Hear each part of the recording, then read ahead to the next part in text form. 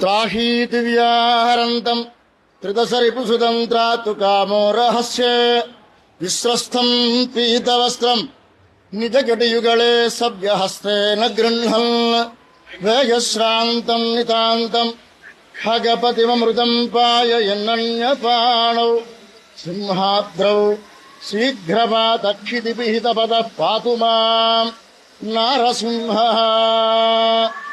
కుందాభసుందరతను పరిపూర్ణ చంద్రబింబానుకారివదనో విభుజస్త్రినేత్ర శాంతస్త్రిభంగిలలితాక్షితిగుప్తపాద సింహాచలే జయతి దేవవరో నృసింహ.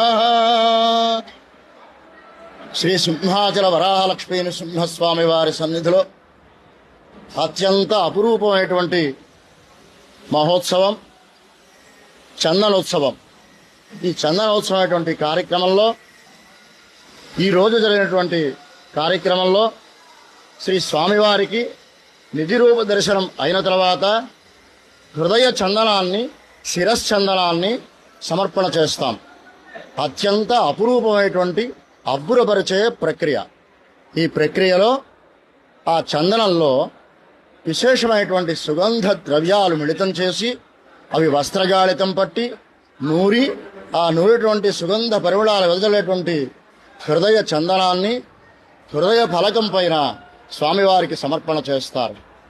తరువాత శిరశ్చందనం అని శిరస్సు పైన ఇంకొక చందనాన్ని హృదయ చందనం లాంటి ఇంకొక చందనాన్ని సమర్పణ చేస్తారు.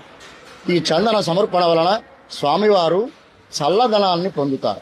ఈ చల్లదనం కోసమని ఈ హృదయ చందనాన్ని సమర్పణ చేస్తారు, శిరశ్చందనాన్ని సమర్పణ చేస్తారు. సింహాచల క్షేత్రంలో జరిగేటువంటి ఈ చందనోత్సవ ప్రక్రియ ప్రపంచంలో ఎక్కడా ముల్లోకాల్లోనూ కూడా వెతికినా ఎక్కడా కానరాదు. అటువంటి దివ్యమైనటువంటి భవ్యమైనటువంటి ప్రక్రియ. ఈ ప్రక్రియలో ఈరోజు స్వామివారికి హృదయ చందనాన్ని సమర్పణ చేయడం కోసమని అవన్నీ సమకూర్చుకోవడం జరిగినది.